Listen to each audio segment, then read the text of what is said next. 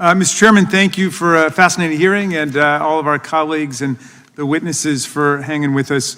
I taught constitutional law and the First Amendment for 25 years, Mr. Chairman, and I used to tell my students that the First Amendment's like an apple, and everybody wants to take one bite out of the apple. Somebody doesn't like left-wing speech, take a bite. Somebody doesn't like right-wing speech, take a bite. Somebody doesn't like DEI speech, take a bite. Somebody doesn't like gender ideology speech, take a bite. And everybody takes just one bite out of the apple, and at the end of it, you know what's left? Nothing. The apple's gone. It's been gobbled away, which means that we've got a responsibility to defend free speech in its entirety. Now, the hearing we've had today has been fascinating in a lot of ways. I do think that it ran roughshod over some basic constitutional distinctions that we do talk about in the First Amendment, like whether we're in a public forum or a non-public forum, a limited public forum, a private space, and all of that somewhat got stampeded in the political theatrics at different points. But one thing that struck me was the fundamental agnosticism I hear from a lot of my colleagues about whether something called the truth even exists anymore. And the beauty and power of the First Amendment lie in its neutrality. It does not favor one opinion over another, one ideology over another, or one belief system over another. It provides a universal shield that ensures all voices, no matter how different or disagreeable, have the right to be heard. The danger arises when we start deciding that certain ideas don't deserve protection because they make us uneasy.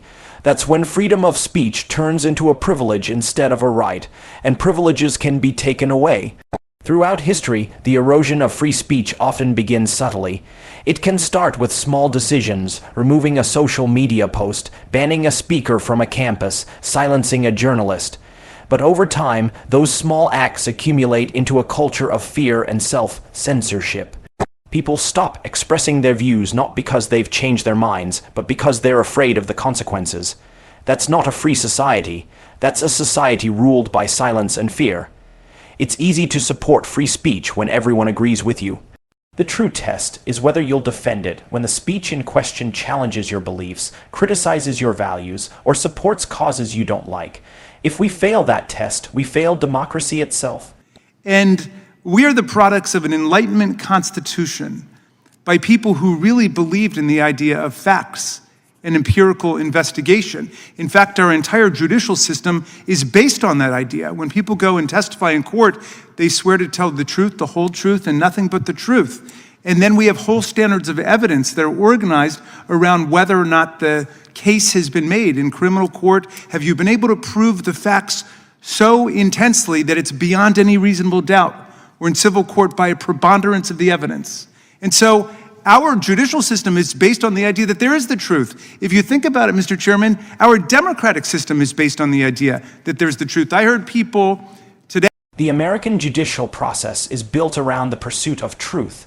In criminal courts, the prosecution must prove guilt beyond a reasonable doubt, a standard that only makes sense if we believe there's a factual reality that can be proven or disproven. In civil cases, the outcome depends on the preponderance of the evidence. Again, a standard rooted in weighing facts. Judges, juries, attorneys, and witnesses all operate under the assumption that the truth matters, that it's discoverable, and that it should determine the outcome of a case. Remove that assumption, and what remains is chaos, corruption, and arbitrary power. In politics and governance, truth plays an equally essential role. Voters need accurate information to choose their representatives, support policies, and understand the consequences of their decisions. If misinformation, lies, and propaganda are allowed to spread unchecked under the false banner of free speech, then elections become meaningless.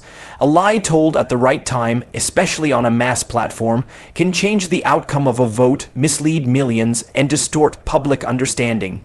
That's not democracy, that's manipulation, and it's happening more and more, especially in the age of social media. But the reality is, at the end of every election, we decide the fact of who won and who lost. And the inability to accept facts and the idea that there are truths is a very dangerous thing for American democracy or any other democracy. And I'll just say finally Mr. Chairman, there's an attack going on the media. I'm sorry that some of my colleagues didn't deal with the fact that, yes, President Trump has started to ban this media entity, to punish these various newspaper groups, to bring lawsuits for tens of millions of dollars on totally bogus, fraudulent defamation charges, and then forcing those media entities to settle with him as a form of financial and political tribute to the state. What is this? Castro. One of the most insidious methods of attacking the press has been through baseless defamation lawsuits designed not to win in court, but to drain resources, intimidate reporters, and punish outlets for doing their job. These strategic lawsuits against public participation, often referred to as slap suits, are a tactic meant to crush dissent and silence investigative journalism. Even if these lawsuits are eventually thrown out, they still cost media organizations time, money, and credibility. The mere threat of being dragged into a long, expensive legal battle can be enough to deter future reporting on sensitive or controversial topics. We've also seen journalists and whistleblowers targeted by government agencies, sometimes through audits or investigations that seem politically motivated. This sends a clear message: speak out and you will be punished. In such an environment, truth becomes dangerous and lies become safer. This reverses the very principles upon which democratic societies are built. The media must be able to investigate wrongdoing, uncover corruption, and question those in power without fear of retaliation. In democratic societies, the press serves the people, not the government. Its independence is a cornerstone of freedom. Once that independence is compromised, whether through financial coercion, legal intimidation, or public smearing, the people lose their most reliable source of truth. They become more vulnerable to misinformation, manipulation, and propaganda. Castro's Cuba, North Korea? Come on. Could we get together on a bipartisan basis to reject that? Do we really have to be so stuck in our partisan encampments that we can't see that as a shakedown by the state against the people? So let's stand up for real, if we could, in this Congress, Mr. Chairman, for the freedom of speech, for the freedom of press, for the right to petition government for a redress of grievances, for the freedom of assembly, for the free exercise of a religion, and for no establishment of a religion. Let's at least converge around that. And I thank you for your indulgence, and I yield back to you. Gentleman yields back. I would just say, first of all, thank you all for being here. Just in response briefly, I'm all for getting the facts and the truth. And the way you get there is robust debate. It's the First Amendment. There's a Ms. Crockett quoted scripture. There's a great scripture, I think it's in Proverbs. It says, the first to present his case seems right until another comes along and questions him.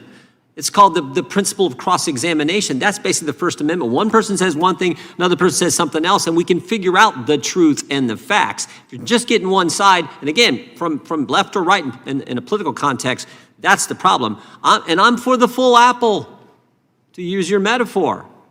What I know is, I don't know Mr. Aaron's background, but I know these three people, for defending the full apple, to use your metaphor again, they've been harassed for doing it. Mr. Taibbi had the IRS knock on his door, for goodness sake. He had a Democrat member of Congress threaten to refer him to the Justice Department for prosecution, for goodness sake. Mr. Schellenberger's a wanted man in Brazil for standing up for the truth, for the facts. In fact, I'm going to ask a question here. Ms. Subramanya, I know what you did during the trucker blockade. I know how you've testified. I know, my guess, I don't know specifically, my guess you've been harassed and targeted as well for your defense of the truth and the full apple, to stick with Mr. Raskin's. Absolutely. A few months after I wrote my story for the Free Press on the truckers' protest, in June of 2022, I found myself in a study on a list of people, of people where the author, a professor at a university in Calgary, which is a city in the province of Alberta, a federally funded study basically was accusing me of spreading Russian disinformation. Yeah. That's extraordinary. And I was featured on this list with Tulsi Gabbard and a bunch of other... Yeah, we know that whole spiel. Yeah, and so when I saw my name on this list, I was absolutely horrified, because that is the chilling effect of... So here are three individuals who value the First Amendment and the truth so much that they're willing to face the attacks that they've faced, value the freedom of the press, freedom of speech, the rights we enjoy as Americans. So I want to thank you all for being here. You included, Mr. Aaron, but I especially want to thank you three. Thank you. Because it's been I know over the last several years, what you've had to endure and your willingness to come back again, and we're going to have you back again at some point, because I don't think 9 hearings is enough on the First Amendment. I think, as Mr. Grothman said, we should do this every single week, because if you lose the First Amendment, you lose the right to debate, everything else falls apart, just the way it works. And so, again, thank you all for being here today. The committee is adjourned.